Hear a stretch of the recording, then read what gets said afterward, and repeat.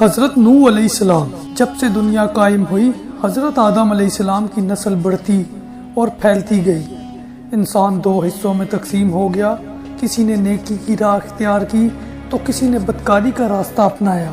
جس نے نیکی اختیار کی وہ صراط مستقیم پر رہا، جس نے بدی کا راستہ اختیار کیا وہ اللہ کے غضب میں آ گیا۔ صراط مستقیم پر چلنے والوں کی تعداد ہمیشہ کم رہی، گمراہ انسانوں کی تعداد زیادہ رہی۔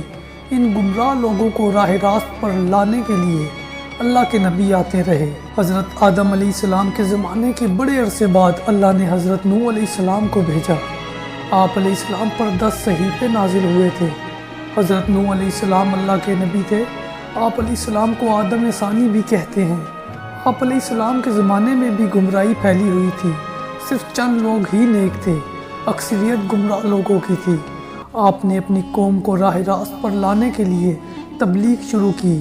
وہ لوگ ہر قسم کی برائیوں میں مبتلا تھے، چوری، بے ایمانی، امانت میں خیانت کرنا، جھوٹ بولنا، شرمناک کام کرنا، ماں باپ کی خدمت نہ کرنا، کمزوروں کو حقیر سمجھنا، غریبوں کو دھتکارنا، جھگڑا کرنا، قتل کرنا، دوسروں کا مال چھیننا عام بات تھی۔ عمرہ اور سرداروں کا طبقہ غریبوں کو پریشان کرتا تھا۔ اس کے علاوہ وہ لوگ بتوں کی پوجا کرتے تھے، بتوں کو خدا کا درجہ دے رکھا تھا۔ ان کا خیال تھا کہ اگر بت کی پوجا نہ کی جائے تو بت ناراض ہو جائیں گے۔ ان کے نزدیک جو بت کی پوجا نہیں کرتا وہ جاہل اور احمق ہے۔ انہوں نے 4 بت بنا رکھے تھے جن کے نام بدھ، سوا، یغوث، نصر تھے۔ حضرت نوح علیہ السلام اپنی قوم کو دعوت حق دیتے، اچھے کاموں کے کرنے کا حکم دیتے، برے کاموں سے روکتے۔ وہ کہتے کہ بتوں کی پوجا نہ کرو، صرف ایک اللہ کی عبادت کرو جو سارے جہان کا پروردگار ہے۔ وعظ نصیحت کی غرض سے ایک روز آپ علیہ السلام نے ضیافت کا اہتمام کیا۔ ضیافت میں ہر حیثیت اور طبقے کے لوگ شریک تھے۔ آنے والے مہمانوں میں غریب بھی تھے، امیر، سردار بھی تھے۔ صاحب حیثیت اور سردار غریبوں کے ساتھ اٹھنا بیٹھنا پسند نہیں کرتے تھے، انہیں حقارت سے دیکھتے تھے، نفرت کرتے تھے۔ لیکن حضرت نوح علیہ السلام نے سب کو یکجا کر دیا۔ لوگوں نے ضیافت کا اہتمام کا سبب دریافت کیا تو آپ علیہ السلام نے فرمایا، بھائیوں، ہماری قوم کے لوگوں میں بگاڑ پیدا ہو گیا ہے۔ سب سے بڑی خرابی یہ ہے کہ طاقتور طبقہ کمزور پر حاوی ہوتا جا رہا ہے۔ جو کمزور ہے وہ بھی ہمارے بھائی ہیں۔ تم غریبوں کے ساتھ اٹھنا بیٹھنا پسند نہیں کرتے، تم ان سے نفرت کرتے ہو۔ ان میں جو بھوکا ہوتا ہے کھانا نہیں کھلاتے۔ اگر کوئی پیاسا تم سے پانی مانگتا ہے تو تم پانی نہیں پلاتے۔ اگر کوئی بیمار ہو جاتا ہے تم ان کی عیادت نہیں کرتے۔ تم اپنے ماں باپ کی خدمت نہیں کرتے۔ دوسروں کا مال ناجائز طور پر کھاتے ہو، دوسروں کی ملکیت پر قبضہ کرتے ہو۔ یہ تمام شیطانی کام ہیں۔ اس کے علاوہ تم اپنے ہاتھوں سے بنائے ہوئے بتوں کی پوجا کرتے ہو۔ یہ بت تو تمہاری ہی طرح مخلوق ہیں اور یہ تو تم سے ہی کمتر ہیں۔ یہ کہاں کی عقل مندی ہے؟ میں تمہیں ایک بڑے عذاب کی خبر دینے آیا ہوں۔ مہمانوں میں سے ایک شخص نے کہا، عجیب شخص ہمیں کہنے چلا ہے کہ ہم اپنے معبودوں کو چھوڑ دیں، عبادت نہ کریں۔ حضرت نوح علیہ السلام بولے، میں یہ نہیں کہتا کہ عبادت چھوڑ دو، عبادت کرو صرف اس ہستی کی جس نے ساری دنیا پیدا کی، جو مارتا ہے اور جلاتا ہے۔ ایک نے کہا، نوح علیہ السلام تو ایسا کہتے ہی رہتے ہیں، ہم اپنے معبودوں کے خلاف باتیں سننے کے لیے نہیں آئے، ہم تو وہ کرتے ہیں جو ہمارے باپ دادا کیا کرتے تھے۔ آخر میں لوگ مجلس سے اٹھ کر جانے لگے۔ ایک مرتبہ حضرت نوح علیہ السلام ایک راستے سے گزر رہے تھے کہ ایک بوڑھا نظر آیا۔ وہ بہت لاغر تھا، چلنے کی تاب نہیں تھی۔ حضرت نوح علیہ السلام نے دریافت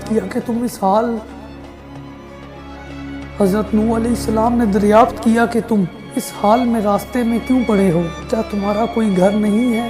بوڑھے نے جواب دیا کہ میرے ساتھ بیٹے ہیں، انہوں نے بڑھاپے کے سبب مجھے گھر سے نکال دیا، میرے پاس کھانے کے لیے کچھ بھی نہیں۔ حضرت نوح علیہ السلام اسے اپنے گھر لے گئے اور کہا کہ تم اس گھر میں رہو، میں تمہیں کھانا دیا کروں گا۔ آپ علیہ السلام نے دعا کی تو ایک اجنبی شخص گھر میں داخل ہوا۔ اس کے ہاتھ میں ایک خوان تھا، اس میں ہر قسم کے کھانے تھے۔ اس نے حضرت نوح علیہ السلام سے فرمایا کہ یہ کھانا میں آپ علیہ السلام کے مہمان کے لیے لایا ہوں، اسے کھلا دیں۔ اس نے کہا کہ اللہ کسی کو بھوکا نہیں سلاتا۔ وہ بوڑھا حضرت نوح علیہ السلام پر ایمان لے آیا۔ ایک روز ہدایت کی غرض سے گھر سے نکلے اور ایک بلند مقام پر کھڑے ہو گئے اور بولے، لوگوں میں نیکی کی طرف بلا رہا ہوں، اللہ نے مجھے نبی بنا کر بھیجا ہے، تاکہ میں تم لوگوں کو ہدایت کروں۔ میرا کہا مان لو تو فائدے میں رہو گے۔ تم لوگ ماں باپ کی خدمت کیا کرو، انہیں گھر سے نہ نکالو، انہیں تکلیف مت دو، ضرورت مندوں کی ضرورت پوری کرو، یتیموں، بیواؤں اور محتاجوں کی مدد کرو، بیماروں کی عیادت کرو۔ ہر کمزور طاقتور کا محتاج ہوتا ہے۔ بات بات پر لوگوں کی جان نہ لو، یہ کام خدا کو پسند نہیں۔ اگر تم سب اللہ کے احکام پر عمل کرو تو وہ تمہارے لیے کثرت سے تم پر بارش بھیجے گا، مال اور اولاد میں ترقی دے گا، تمہارے لیے نہریں بہائے گا۔ حضرت نوح علیہ السلام ہر ایک شخص کے پاس جا کر ہدایت کرتے، کبھی کبھی اجتماع سے بھی خطاب کرتے۔ ایک مرتبہ ایسا بھی ہوا کہ حضرت نوح علیہ السلام ایک راستے سے گزر رہے تھے تو کچھ لوگوں نے آپ علیہ السلام کا راستہ روک لیا اور مارنے کے در پر ہو گئے۔ کچھ لوگوں نے پتھر بھی برسائے۔ ایک شخص آگے آیا، لوگوں سے کہا کہ تم اسے کیوں مارتے ہو؟ اس نے تمہارا کیا نقصان کیا ہے؟ تو لوگوں نے کہا کہ یہ ہمارے بتوں کے خلاف باتیں کرتا ہے جبکہ ہم عبادت کرتے ہیں ان کی۔ ایک اور شخص نے کہا کہ یہ کہتا ہے کہ میں نبی ہوں، اللہ نے مجھے نبی بنا کر بھیجا ہے۔ یہ تو ہم جیسا ہی انسان ہے، یہ کھاتا پیتا کام کرتا ہے، اس کے پاس دولت بھی نہیں۔ خدا کو اگر نبی بنانا ہوتا تو کسی سردار اور امیر کو نبی بناتا۔ حضرت نوح علیہ السلام نے جواب دیا، میرے رسول ہونے کا سب سے بڑا ثبوت یہ ہے کہ میں تمہارے ہی معاشرے کا کافر فرد ہوں، لیکن اس کے باوجود میں تمہاری طرح بے جان بتوں کو نہیں پوجتا۔ دوسرا بڑا ثبوت یہ ہے کہ میں تم لوگوں کو نصیحت کر رہا ہوں، لیکن اس کا کوئی معاوضہ تم سے طلب نہیں کر رہا۔ میرا اجر تو اللہ کے ذمہ ہے۔ میں تو یہ کہتا ہوں کہ کسی پر ظلم نہ کرو۔ میں تو تم سب کو نیکی اور بھلائی کی طرف بلا رہا ہوں۔ میں تمہارا خیر خواہ ہوں۔ ان میں سے ایک نے کہا، نوح بادشاہ یا سردار بننا چاہتا ہے تاکہ اس کی عزت ہو۔ حضرت نوح علیہ السلام نے فرمایا، تمہاری عقلوں کو کیا ہو گیا ہے؟ پتھروں کو پوج رہے ہو۔ ایک قوم اللہ کی عبادت کرو، وہی عبادت کے لائق ہے۔ اللہ کے سوا کوئی معبود نہیں۔ جب تم اللہ پر ایمان لاؤ گے تو تم برائی سے دور ہوگے۔ نہ میں بادشاہ بننا چاہتا ہوں نہ سردار، میں تو صرف نیکی کی طرف بلا رہا ہوں۔ کیا تم نہیں دیکھتے کہ اللہ نے چاند اور سورج پیدا کیے، چلنے کے لیے فرش بنایا اور تمہیں نعمتیں دی؟ حضرت نوح علیہ السلام نے جب یہ باتیں کہیں تو لوگوں نے کانوں میں انگلیاں ٹھونس لیں، ایک لفظ بھی سننے کے لیے تیار نہ ہوئے۔ ایک موقع پر حضرت نوح علیہ السلام نے اپنی قوم سے فرمایا کہ اے نادانو، یہ کیوں نہیں سمجھتے ہو؟ یہ دنیا تو ایک آزمائش کی جگہ ہے، تمہارے سامنے اچھائی اور برائی دونوں ہیں۔ ایک قوم میں تم کو آنے والے دنوں سے ڈراتا ہوں، اس دن کوئی کسی کے کام نہیں آئے گا۔ دیکھو جو غریب ہیں مجھ پر ایمان لائے ہیں، لیکن تمہیں دولت کا غرور ہے۔ ایک قوم، غریبوں کے ساتھ حسن سلوک سے پیش آؤ، ننگوں اور بھوکوں کا خیال رکھو۔ ان میں سے ایک سردار نے غرور اور تکبر سے کہا، فرض کرو کہ ہم تمہاری بات مان لیتے ہیں، کیا تم پر ایمان لا کر غریب اور 2 ٹکے کے لوگوں کے ساتھ مل جائیں جو تمہارے ساتھ ایمان لائے ہیں؟ ایسا نہیں ہو سکتا۔ وہ آپ علیہ السلام کو ذلیل کرنے کی کوشش کرتے، مذاق اڑاتے، آوازیں کستے، منہ پھیر لیتے، گالیاں دیتے، مارنے کی کوشش کرتے، بلکہ ایک روز مارا پیٹا بھی تھا، لیکن آپ علیہ السلام نے صبر کا دامن ہاتھ سے نہ چھوڑا بلکہ اپنا کام جاری رکھا۔ آپ علیہ السلام کی بیوی اور آپ علیہ السلام کا بیٹا بھی منکرین اور کافروں میں تھا۔ حضرت نوح علیہ السلام نے دعا کی، اے میرے پروردگار، میں نے اپنی قوم کو دن رات سمجھایا، حق کی طرف بلایا، میرے بلانے پر وہ زیادہ بھاگتے رہے۔ میں نے اعلانیہ اور خفیہ سمجھایا تو انہوں نے کانوں میں انگلیاں ٹھونس لی۔ اللہ تعالیٰ نے حضرت نوح علیہ السلام کو وحی بھیجی کہ ایک کشتی بناؤ اور ظالموں کے بارے میں کچھ نہ بولو۔ اللہ کے حکم کے مطابق آپ علیہ السلام نے کشتی تیار کرنا شروع کی۔ کچھ لوگوں نے مذاق کرتے ہوئے پوچھا، اے نوح علیہ السلام کیا بنا رہے ہو؟ آپ علیہ السلام نے بتایا کہ میں ایک کشتی تیار کر رہا ہوں کیونکہ اللہ کی طرف سے عذاب آنے والا ہے۔ اللہ نے جو ڈھیل دے دی ہے وہ ختم ہو رہی ہے۔ جب وقت آئے گا ہر طرف پانی ہی پانی نظر آئے گا، صرف وہی بچے گا جو اس کشتی میں سوار ہوگا، جو بت پرستی سے توبہ کرے گا، گناہوں سے معافی مانگے گا، اسی کو اس کشتی میں جگہ ملے گی۔ لوگ بولے، اے نوح، یہ زمین تو خشک ہے، ایسے آثار بھی نہیں کہ اتنا پانی ہو جائے کہ کشتی تیرنے لگے۔ نوح کا تو دماغ ہی چل بسا ہے۔ حضرت نوح علیہ السلام اس قوم کی باتوں سے بالکل مایوس ہو چکے اور اصلاح کی کوئی امید نظر نہیں آ رہی تھی۔ جب کشتی بن کر تیار ہو گئی تو لوگ کشتی میں غلاظت پھینک دیتے۔ کشتی میں کوئی ایسی جگہ نہ تھی جہاں غلاظت نہ ہو۔ کافر غلاظت پھیلانے کے لیے کشتی کے اندر جایا کرتے تھے، یہ ان کا معمول بن چکا تھا۔ ایک مرتبہ ایک کوڑ کا مریض بھی اپنے ناپاک مقصد کے ساتھ کشتی کے اندر گیا۔ اس کے سڑے ہوئے جسم کے ایک حصے پر کچھ غلاظت لگ گئی۔ کچھ دیر بعد اس نے دیکھا کہ جہاں غلاظت لگی تھی وہ حصہ اچھا ہو گیا۔ اب اسے حیرت ہوئی کہ یہ کیا ماجرا ہے، آخر غلاظت سے کس طرح شفا ہو سکتی ہے۔ پھر وہ کشتی کے اندر داخل ہوا اور غلاظت پوری طرح سارے جسم پر مل لیا تو دیکھا کہ وہ بالکل تندرست ہو گیا ہے۔ یہ بات کوڑ کے مریضوں کے اندر پھیل گئی تو سب نے کشتی کے اندر داخل ہو کر غلاظت ملنا شروع کر دی۔ اس طرح پوری کشتی پاک و صاف ہو گئی۔ حضرت نوح علیہ السلام نے اللہ سے دعا کی، اے رب، لوگوں نے میرا کہنا نہیں مانا، ایسے شخصوں کی پیروی کی جن کے مال اور اولاد نے ان کو زیادہ ہی نقصان پہنچایا۔ ان کافروں میں سے زمین پر ایک باشندہ بھی مت چھوڑ، اگر آپ ان کو روئے زمین پر رہنے دیں گے ان کی اولاد بھی کافر ہی ہوگی۔ آپ علیہ السلام کی دعا قبول ہوئی، اللہ کا عذاب آ چلا، گھر کے تنور سے پانی ابل پڑا، پانی کا ریلا تیزی سے بہنے لگا۔ جس جگہ سے پانی ابل پڑا وہ جگہ کوفے کی ایک مسجد تھی جس کا نام مسجد انبیاء ہے۔ دوسری طرف آسمان پر خوفناک سیاہ بادل چھانے لگے۔ حضرت نوح علیہ السلام نے دیکھا کہ زمین سے چشمے پھوٹ رہے ہیں۔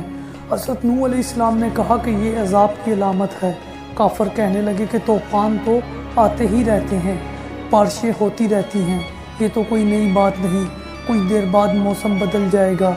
دیکھتے ہی دیکھتے ہوا کا تیز جھونکا آیا جس سے ہر چیز ہل گئی، پھر پانی برسنا شروع ہوا۔ بارش میں اتنی شدت تھی جیسے کہ آسمان نے اپنا تمام دروازے کھول دیے ہوں۔ حضرت نوح علیہ السلام نے ایمان والوں سے کہا کہ کشتی میں سوار ہو جاؤ۔ اللہ نے فرمایا کہ ہر قسم کے جانوروں کا جوڑا بھی کشتی میں سوار کرا لو۔ حضرت نوح علیہ السلام نے اللہ کے حکم کی تعمیل کی، ہر جانور کا جوڑا سوار کرا لیا گیا۔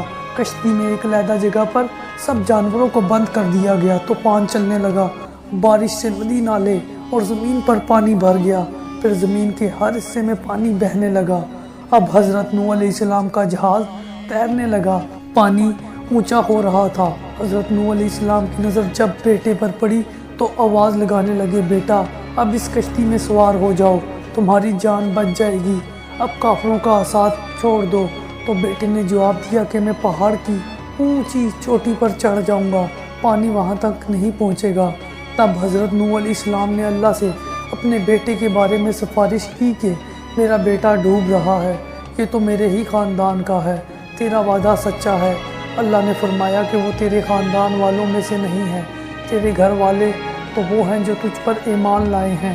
روایات کے مطابق بارش مسلسل 40 دن تک ہوتی رہی، جو کچھ زمین پر تھا سب ڈوب گیا۔ کافروں کا کام تمام ہوا، جو لوگ حضرت نوح علیہ السلام پر ایمان لائے تھے وہ کشتی میں سوار ہو کر بچ گئے۔ کشتی کوہ جودی پر جا کر ٹھہری جسے ارارات بھی کہتے ہیں۔ کشتی میں سب سوار تھے۔ اسی دوران حضرت نوح علیہ السلام کو ایک فاختہ نظر آئی، اس کی چونچ میں زیتون کے درخت کا پتا تھا۔ یہ امن و سکون کی علامت تھی، یعنی پانی اتر چکا ہے۔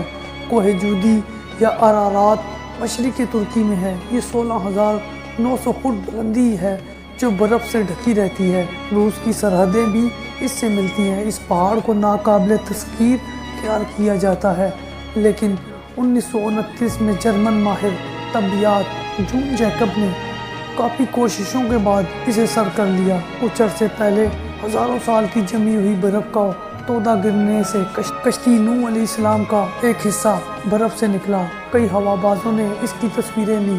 ایک اور معلومات کے مطابق 1929 میں ماہر آثار قدیمہ وولی اور اس کے ساتھی نے عراق کے قریب اور کے مقام پر طوفان نوح کے آثار دریافت کیے۔ انجیل مقدس کتاب پیدائش کی روایت کے مطابق طوفان نوح کا واقعہ وادی دجلہ اور فرات سے متعلق ہے۔ عراق میں قدیم زبانوں میں لکھے گئے کتب دریافت ہوئے، ان میں ایک زبردست طوفان کا ذکر تفصیل سے ملتا ہے۔ ایک ماہر نے دعویٰ کیا ہے کہ اس میں شہر اور کی سب سے نچلی سطح میں طوفان نوح کے آثار پائے ہیں۔ عیسائیوں اور یہودیوں کی الہامی کتب میں ارارات کا ذکر طوفان نوح کے حوالے سے آیا ہے۔ بائبل میں لکھا ہے کہ 7ویں مہینے کی 17ویں دن کشتی نوح ارارات نامی پہاڑ پر آ لگی تھی۔